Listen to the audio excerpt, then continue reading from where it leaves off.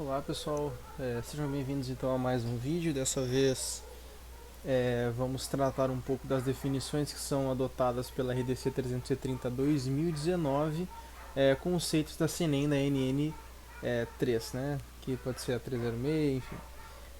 A ideia aqui é trazer alguns conceitos que foram adotados pela RDC que dizem respeito ao que a CNEM já estabelecia. Então existem alguns conceitos que na nova RDC se comenta que serão agora adotados os da CNEM. Né? Aqui está o trecho, né, no capítulo 1, parágrafo único. A gente pode ver que as definições adotadas na área controlada, área livre, área supervisionada, carga de trabalho e todos esses conceitos que estão sendo especificados aqui nesse parágrafo, chega ao final, radiação ionizante e símbolo internacional de radiação ionizante são as estabelecidas pela Comissão Nacional de Energia Nuclear. Então a gente pode ver que a nova RDC pegou esses conceitos para facilitar, digamos assim, padronizar os conceitos, certo? Mas quais são esses conceitos, né? Porque a RDC não especifica eles, ela fala que é igual ao da CNEM, e a ideia é que a gente vá lá na, na, na CNEM, nas NNs da CNEM, e avalie o que são esses conceitos. Então a ideia é que nessa apresentação é trazer para vocês quais são esses conceitos, né? Pelo menos uma introdução deles, no mínimo, né? Aqui o CIRI, que é o Símbolo Internacional de Radiação Ionizante, que é citado no final do parágrafo aqui, né? O Símbolo Internacional de Radiação Ionizante, agora é o adotado pela CNEM, que é, na verdade, então, cada ângulo aqui desse trapézio, é um tipo de um trapézio, né? Esse setor circular aqui, agora são 60 graus. Esses espaços fora do círculo e do meu setor circular são amarelo, e dentro ele é um magenta, né? Um púrpura, como se fosse um roxo, né? A gente pode ver que tem as proporções aqui, da distância aqui é um valor a ser especificado, esse valor aqui tem que ser, essa distância tem que ser a metade desse valor, e aqui tem que ser 5 vezes maior, né? No caso do meio até o final do meu setor circular tem que ser 5 vezes maior. Então ele especifica, ele traz a proporção, digamos assim, que o símbolo deve ter, né? Ele acaba ficando mais ou menos assim. Né? Bom, agora os conceitos mais relevantes, né? Os conceitos que são citados pela NN da CNEM e que agora foram adotados pela RDC. Primeiro, exposição. O conceito de exposição é o ato de estar exposto à radiação ionizante. Né?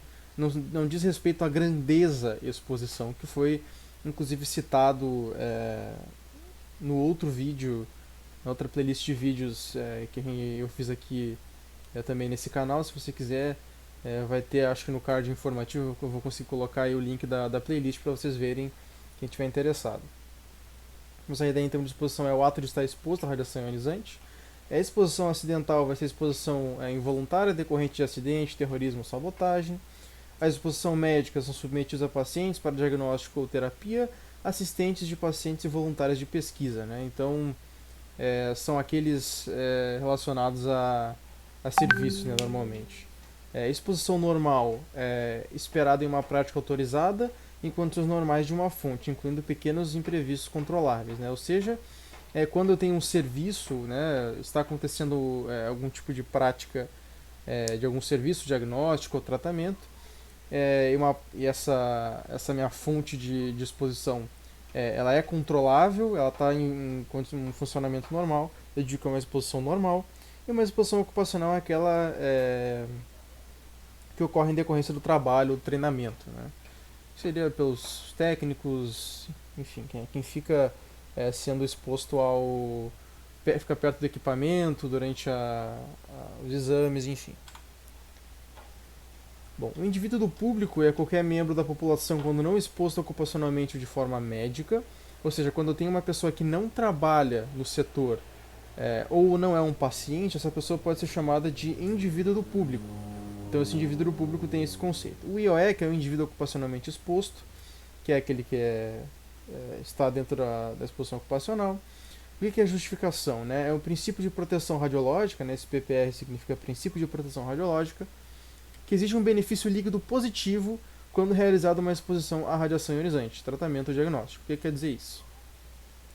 Quando o paciente vai se submeter a algum tratamento ou algum diagnóstico, isso tem um risco, porque é a exposição à radiação ionizante. Isso pode vir a causar algum problema. Entretanto, se o meu benefício líquido, ou seja, se eu tenho que esse exame pode salvar a vida de uma pessoa detectando algum problema grave, ou esse tratamento vai causar danos colaterais, mas pode salvar a pessoa de uma doença muito grave, eu tenho um benefício líquido nisso. Ela pode vir a desenvolver, ou vai vir a desenvolver algum tipo de problema após o meu exame e o meu tratamento, mas ela vai se curar de um problema muito pior, né? Ou tem a maior chance de se curar de um problema muito pior, ou detectar um problema que pode ser curável mais cedo, né? Então esse é o princípio da justificação. Não é qualquer exame, qualquer tratamento que eu posso fazer, mas eu tenho que, se eu tiver um benefício, eu tenho que fazer esse exame, certo? Níveis de referência de diagnóstico são valores de uma grandeza específica na prática do diagnóstico para exames típicos em pacientes adultos.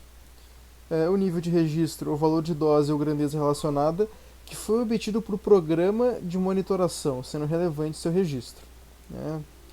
Então, enfim, são conceitos aqui aí, um pouco mais, digamos, burocráticos, digamos assim, né?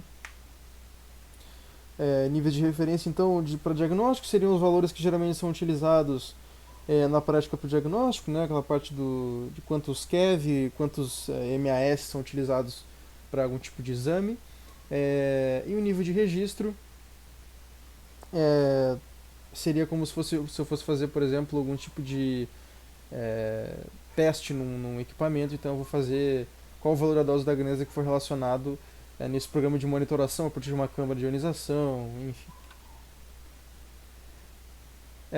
A otimização é outro princípio de proteção radiológica que busca uma dose tão baixa quanto razoavelmente exequível, que é o principal ARA, né? Significa que eu tenho que tentar equilibrar, né? Eu não posso prejudicar o exame colocando uma dose tão baixa que eu não consiga fazer um diagnóstico, mas eu também não posso colocar uma dose altíssima, ter uma imagem ótima, mas eu estou expondo o paciente a algo que ele não, que pode vir a causar ele algum tipo de problema futuro, certo?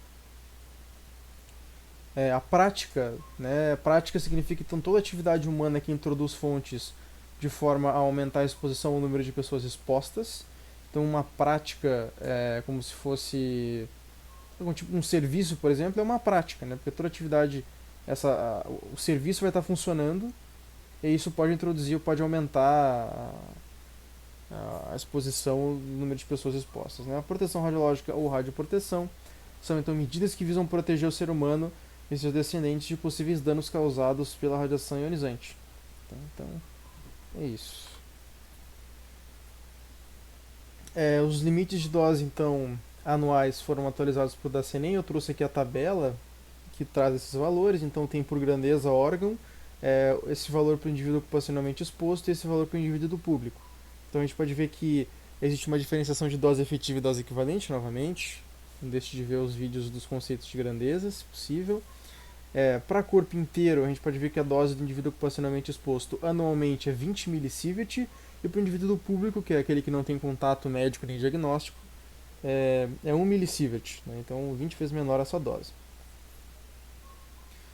Efetiva, no caso. A dose efetiva a gente trabalha com o corpo inteiro, de qualquer forma, né? E na dose equivalente, que seria aquela que é ponderada para tipos de tecido diferente, a gente pode ver que no cristalino 20 milisievert 15 para o público, né?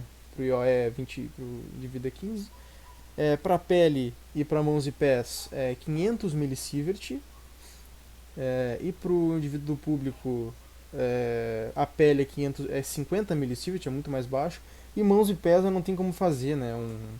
Um monitoramento, digamos, na verdade até tem como fazer, mas não se tem um limite, não se tem nada estabelecido para o indivíduo do público, né? Sobre mãos e pés. Aqui mãos e pés para o IOE existe um limite porque dá para se fazer de forma mais fácil, digamos assim, esse monitoramento, enquanto que o indivíduo do público é mais complicado.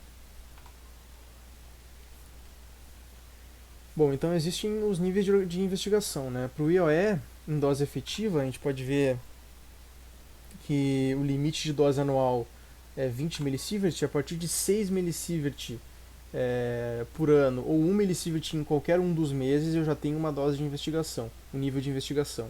Então não é simplesmente quando ele levar, pode levar 20, leva 20, beleza, não é assim, né?